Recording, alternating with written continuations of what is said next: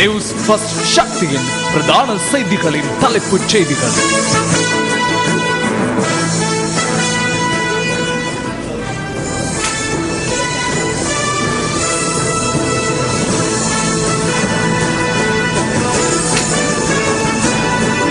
வணக்கம். News first weekend பிரதான செய்திகளின் தலைப்புச் செய்திகள். இங்கிலாந்து, ஆஸ்திரேலியா மற்றும் இந்தியா ஆகிய நாடுகளுக்கு அதிகளவு அதிகாரங்கள் கிடைக்கவுள்ள புதிய நிர்வாக கட்டமைப்பிற்கு சர்வதேச கிரிக்கெட் பேரவை அங்கீகாரம். கம்பஹா மாவட்டத்தில் நவ சமசமாஜ கட்சி போலியான தகவல் அடங்கிய வேட்புமனு பத்திரத்தை தாக்கல் செய்தமை தொடர்பில் விசாரணை. தேர்தல் நடவடிக்கைகளின் போது போலீசாருக்கு இடையூறு விளைவித்தால் பதில் தாக்குதலை எதிர்கொள்ள நேரிடும் போலீஸ் ஊடக பேச்சாளர் தெரிவிப்பு. 2 வருடங்களில் வெற்றி இல்லையேல் ஐக்கிய தேசிய கட்சிக்கு முன்னேற்றம் இல்லை. மத்திய மாகாண எதிர்க்கட்சி தலைவர் கரு ஜெயசூரியவிற்கு அறிவிப்பு. சொந்த இடங்களில் தம்மை மீள்குடியேற்றுமாறு வலிகாமம் வடக்கு மக்கள் தொடர்ந்தும் கோரிக்கை. மேலும் பல செய்திகளுடன் செய்தி கலையகத்தில் இருக்கும் சந்திரிகா ஆறுமுகத்துடன் இணைந்து கொள்வோம். நன்றி ஜெகன். அவை இன்றைய தலைப்புச் செய்திகள். இனி விரிவான செய்திகள். விமர்சனத்துக்குள்ளான சர்வதேச கிரிக்கெட் பேரவையின் நிர்வாக மற்றும் நிதி விவகாரங்கள் தொடர்பான புதிய சட்டமூலம் இன்று நிறைவேற்றப்பட்டது. சிங்கப்பூரில் கூடிய சர்வதேச கிரிக்கெட் பேரவையின் முன்னிலையில் இதற்கான வாக்கெடுப்பு நடைபெற்றது. இந்த சட்டமூலத்துக்கு ஆதரவாகவோ எதிராகவோ வாக்களிப்பதிலிருந்து இலங்கை விலகியிருந்தது. இன்று நடைபெற்ற வாக்கெடுப்பில் 8 உறுப்பு நாடுகள் புதிய சட்டமூலத்திற்கு ஆதரவாக வாக்களித்தன. இலங்கை மற்றும் பாகிஸ்தான் வாக்களிப்பில் கலந்து கொள்ளவில்லை என்று சர்வதேச கிரிக்கெட் பேரவையின் உத்தியோகபூர்வ இணையதளத்தில் தெரிவிக்கப்பட்டுள்ளது. இன்று நிறைவேற்றப்பட்ட புதிய சட்டமூலத்தில் டெஸ்ட் கிரிக்கெட்டை பாதுகாத்தல், ஏனைய நாடுகளுடன் பிரதான போட்டிகளில் விளையாடும் வாய்ப்பு, நிர்வாக மற்றும் நிதி விவகாரங்கள் தொடர்பில் உள்ளடக்கப்பட்டுள்ளன. இந்த சட்டமூலத்திற்கு அமைய இந்த வருடம் ஜூலை மாதம் முதல் சர்வதேச கிரிக்கெட் பேரவையின் நிர்வாக வியூகத்தில் பிரதான மாற்றங்கள் சில மேற்கொள்ளப்பட உள்ளன. சர்வதேச கிரிக்கெட் பேரவையின் தலைமைத்துவம் இந்திய கிரிக்கெட் கட்டுப்பாட்டு சபையின் தலைவர் என் ஸ்ரீனிவாசனுக்கு வழங்கப்பட உள்ளமை பிரதானமான மாற்றமாகும். சர்வதேச கிரிக்கெட் பேரவைக்காக நியமிக்கப்பட உள்ள புதிய நிறைவேற்று குழுவின் பூரண உறுப்புரிமை இந்தியா, இங்கிலாந்து மற்றும் ஆஸ்திரேலியா ஆகிய நாடுகளுக்கு மாத்திரம் கிடைக்க உள்ளமை மற்றொரு விசேட அம்சமாகும். நிறைவேற்று குழுவில் மேலும் 2 உறுப்பினர்கள் வாக்கெடுப்பின்றி தேர்ந்தெடுக்கப்பட உள்ளனர். புதிய நிறைவேற்று குழுவின் தலைமைத்துவம் ஆஸ்திரேலிய கிரிக்கெட் கட்டுப்பாட்டு சபையின் தலைவர் ஓலி எட்வர்ட்ஸுக்கு வழங்கப்பட உள்ளதுடன் நிதி மற்றும் வர்த்தக குழுவின் தலைமை பொறுப்பு இங்கிலாந்து கிரிக்கெட் கட்டுப்பாட்டு சபையின் தலைவர் ஜைல்ஸ் கிளார்க்கிற்கு வழங்கப்பட உள்ளது. இந்த அனைத்து நியமனங்களும் 2016ஆம் ஆண்டு வரை நடைமுறையில் இருக்கும். பின்னர் தலைமைத்துவ பொறுப்புக்கு தகுதியான ஒரு நபர் தெரிவு செய்யப்படும் நடவடிக்கை வாக்கெடுப்பின் மூலம் முன்னெடுக்கப்படும் என்று சர்வதேச கிரிக்கெட் பேரவையின் உத்தியோகபூர்வ இணையதளத்தில் தெரிவிக்கப்பட்டுள்ளது. வாக்களிப்பில் இருந்து விலகியிருந்த இலங்கை கிரிக்கெட் சபை இதற்கு முன்னர் சட்டமூலத்திற்கு எதிர்ப்பு தெரிவிப்பதாக அறிவித்திருந்தது. இலங்கை கிரிக்கெட் சபையின் நிறைவேற்று குழு திடீர் கூட்டம் ஒன்றை இன்று ஏற்பாடு செய்திருந்ததுடன் அங்கு இது தொடர்பில் கலந்துரையாடப்பட்டது. இந்த கூட்டத்தின் பின்னர் வாக்கெடுப்பின் போது இலங்கை ஏன் மௌனமாக இருந்தது என்பது தொடர்பில் இலங்கை கிரிக்கெட் சபையின் தலைவர் ஜெயந்த் தர்மதாசவிடம் நாம் வினவினோம்.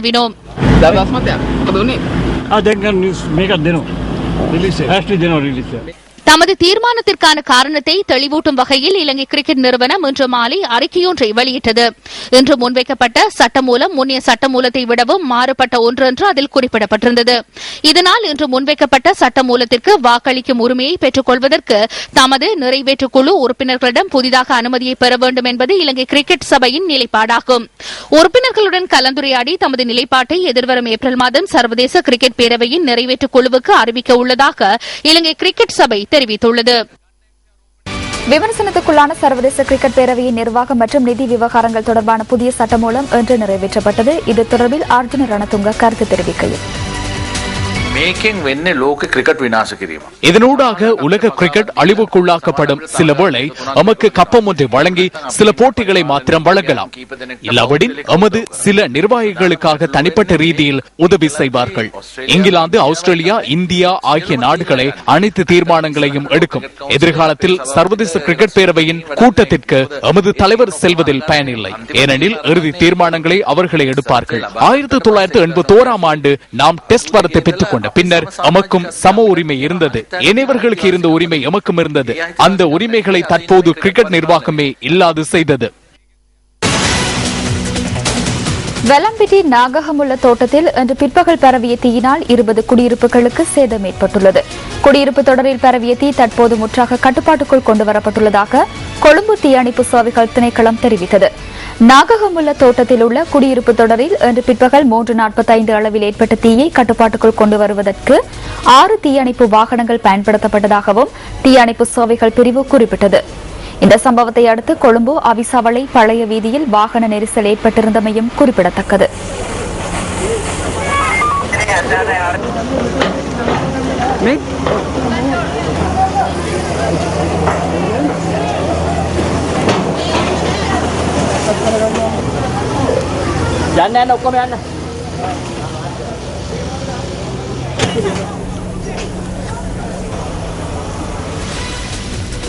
போலியான தகவல்களை உள்ளடக்கி நவசம சமாஜ கட்சி கம்பஹா மாவட்டத்தில் வேட்புமனு தாக்கல் செய்தமை தொடர்பில் போலீசார் விரிவான விசாரணைகளை ஆரம்பித்துள்ளனர்.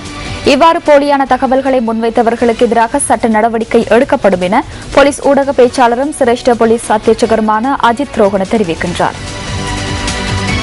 நவ சமசமாஜ கட்சியின் கம்பக மாவட்ட வேட்புமனு கட்சியின் செயலாளர் கலாநிதி விக்ரமபாகு கருணாரத்னவின் கையொப்பத்துடன் தாக்கல் செய்யப்பட்டிருந்தது. வேட்புமனுவை தாக்கல் செய்யும் கால எல்லை நிறைவு பெறுவதற்கு சற்று நேரத்திற்கு முன்னரே இந்த வேட்புமனு தாக்கல் செய்யப்பட்டது. இடதுசாரி அதிகாரத்தின் ஊடாக பாதிக்கப்பட்ட பிரிவின் அதிகாரம் ஒன்றை உருவாக்குவதே எமது நோக்கமாகும். இதற்காக நாம் தெளிவான பட்டியல் ஒன்றை அமைத்துள்ளோம். மாகாண சபை தேர்தலுக்கான அடிப்படை சட்ட விதிகளுக்கு அமைவாக விடயங்கள் பூர்த்தி செய்யப்பட்டிருந்ததால் வேட்புமனு ஏற்றுக்கொள்ளப்பட்டதாக கம்பஹா மாவட்ட தெரிவத்தாட்சி அதிகாரி ஜே ரத்னஸ்ரீ தெரிவித்தார். பெயர் அகர வரிசைக்கு அமைய பட்டியலிடுவதற்காக வேட்புமனுக்கள் பரிசீலிக்கப்பட்ட சந்தர்ப்பத்தில் பல்வேறு போலியான தகவல்கள் வழங்கப்பட்டுள்ளமை கண்டறியப்பட்டதாக அவர் குறிப்பிட்டார். போலி கையொப்பம், போலி பிறப்பத்தாட்சி சான்றிதழ் ஆகியன இந்த வேட்புமனுவுடன் முன்வைக்கப்பட்டிருந்ததாக மாவட்ட தெரிவத்தாட்சி அதிகாரி கூறினார். இது தொடர்பாக தேர்தல்கள் ஆணையாளருக்கும் போலீஸ் மாதிபருக்கும் அறிவித்துள்ளதாக கம்பஹா மாவட்ட தெரிவத்தாட்சி அதிகாரி மேலும் தெரிவித்தார். இந்த முறைப்பாட்டிற்கு அமைய முன்னெடுக்கப்பட்ட விசாரணைகளின் ஊடாக பெயர் குறிப்பிடப்பட்ட வேட்பாளர் ஒருவர் நாட்டில் தற்போது இல்லை என்பது கண்டறியப்பட்டுள்ளது. அவர் வெளிநாட்டுக்கு சென்றுள்ளார். மேலும் 4 பெயர்கள் குறிப்பிடப்பட்டுள்ளன. அந்த பெயர்களும் போலியானவை என தெரிய வந்துள்ளது. அதில் குறிப்பிடப்பட்டுள்ள முகவரிக்கு சென்று பார்த்தபோது அவ்வாறான நபர்கள் அங்கு இல்லை என்பதும் கண்டறியப்பட்டுள்ளது. தேர்தல் சட்டத்திற்கு அமைய தவறிழைத்துள்ளதுடன் இலங்கை குற்றவியல் சட்டத்திற்கு அமைய போலியான ஆவணங்களை தயாரித்து தவறிழைத்துள்ளனர். இந்த ஆவணங்களை சமர்ப்பித்தவர்களுக்கு எதிராக சட்ட நடவடிக்கை எடுக்கப்பட உள்ளது. இது தொடர்பில் கம்பஹா போலீசார் விசாரணைகளை மேற்கொண்டு வருகின்றனர்.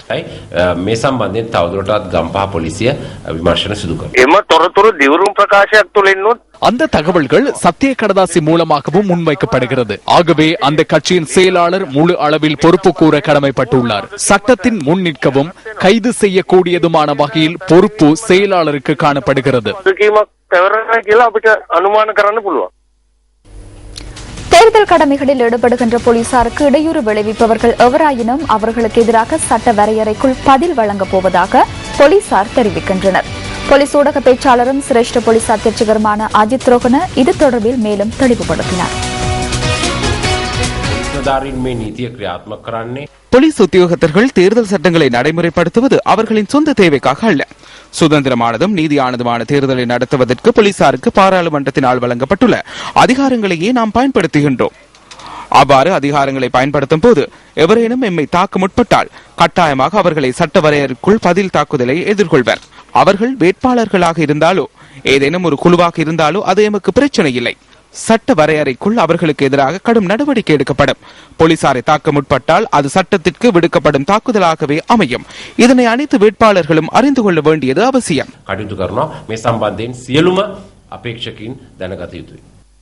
ஐக்கிய மக்கள் சுதந்திர கூட்டமைப்பின் தென்மாகாண சபை வேட்பாளர் அஜித் பிரசன்ன நேற்று முன்தினம் காலியில் போலீஸ் உத்தியோகத்தர் ஒருவரை கடமை செய்ய விடாது தடுப்பது இந்த காட்சியின் மூலம் புலப்படுகின்றது.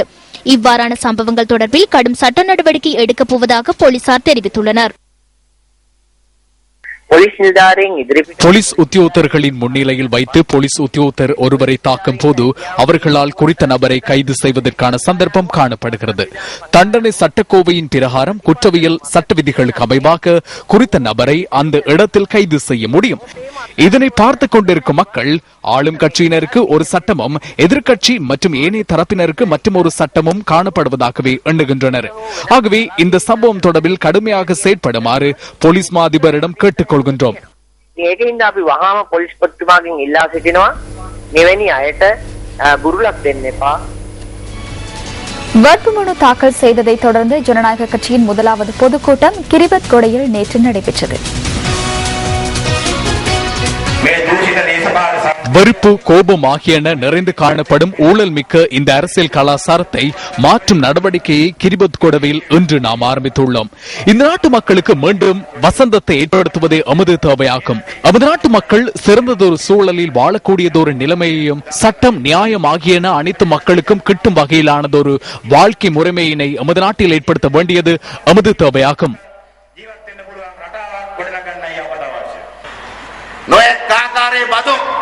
பல்வேறு வகையான வரி அறவீடுகள் தற்போது மக்களை துன்பத்திற்குள் இழுத்து சென்றுள்ளன. நாளுக்கு நாள் பொருட்களின் விலை அதிகரித்து செல்கின்றன. பருப்பை 17 ரூபாவால் குறைத்து கிழங்கை 400 ரூபாவால் அதிகரிக்கின்றனர். பால்மாவை 152 ரூபாவால் அதிகரித்துள்ளனர். தேர்தலின் பின்னர் ஏனைய பொருட்களின் விலைகளை அதிகரிப்பார்கள். பல்வேறு பொய்களை கூறி மக்களை ஏமாற்றும் பயணம் ஒன்றையே முன்னெடுத்து செல்கின்றனர்.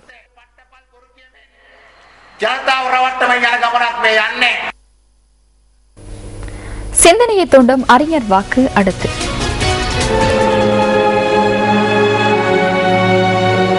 கண் பார்வை அற்றவன் குருடன் அல்ல, தன் குற்றங்களை உணராதவனே குருடன். மகாத்மா காந்தி.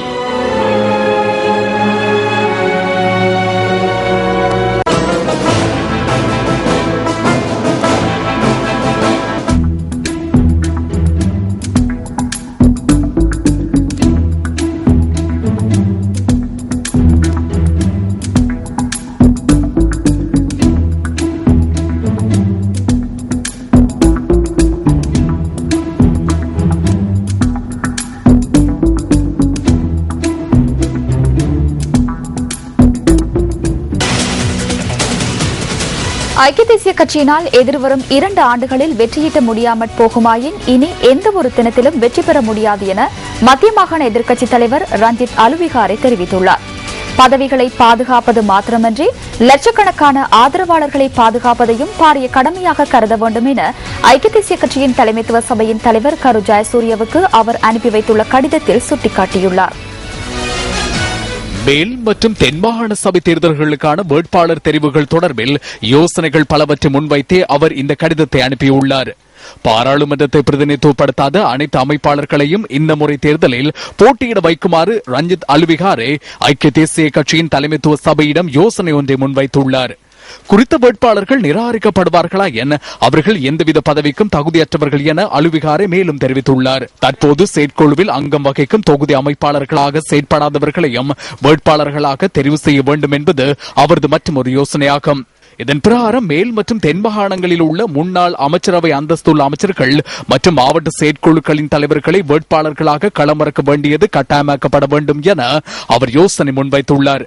சிறு கோபதாபங்களினால் ஓரங்கட்டப்பட்டுள்ள கட்சியின் செயற்பாட்டாளர்களை மீண்டும் இணைத்துக் கொள்ள வேண்டும் என்று தலைமைத்துவ சபையின் தலைவர் கரு ஜெயசூரியவுக்கு அனுப்பி வைத்துள்ள கடிதத்தில் அவர் இதனை சுட்டிக்காட்டியுள்ளார். வருபவர்களை விட எமது கட்சிக்காக பாடுபட்டு கட்சியை பாதுகாக்க செயற்பட்டமையினால் விமர்சனங்களுக்கு உள்ளானவர்களுக்கு விடயங்களை சுட்டிக்காட்டி அவர்களை மீண்டும் இணைத்துக் கொள்ள வேண்டும். உரிய காரணமின்றி வெறுப்பினால் கட்சியை விட்டு செல்லும் 90% ஆதரவாளர்கள் சரத் பொன்சேகாவின் ஜனநாயக கட்சியிலேயே இணைந்து கொள்கின்றனர் என்றும் அவர் சுட்டிக்காட்டியுள்ளார்.